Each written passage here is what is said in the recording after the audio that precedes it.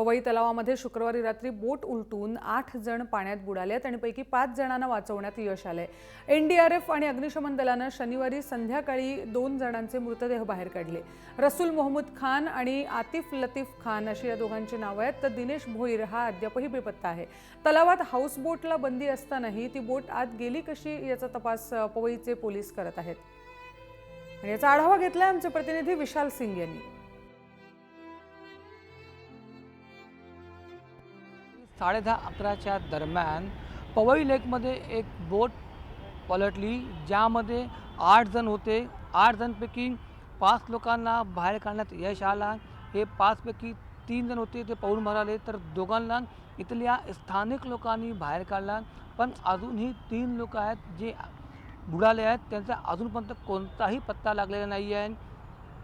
मुंबई अग्निशमन दल त्यांचा शोध घेते, अजूनही रेस्क्यू ऑपरेशन सुरू आहे। पोलीसही तपास करत आहेत नेमकं हे 3 लोक आता कुठे आहेत याची कोणतीही माहिती नाही आहे। आपण बघू शकता की इथे अजूनही रेस्क्यू ऑपरेशन सुरू आहे।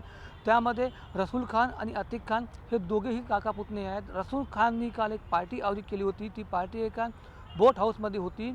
बोट हाऊस ती अचानक पलटली, म्हणजे मध्ये आल्यावरती ती अचानक पलटली।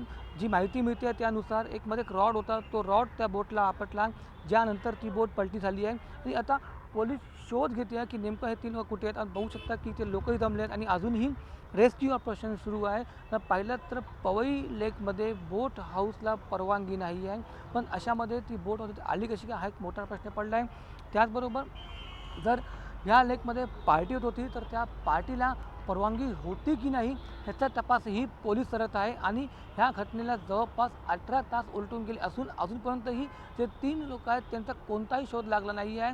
मुंबई अग्निशमन दल आणि मुंबई पोलीस त्यांचा शोध घेते आहे आणि रेस्क्यू ऑपरेशन अजून सुरूच आहे। कॅमेरापर्सन शारीफसह विशाल सिंग, जय महाराष्ट्र।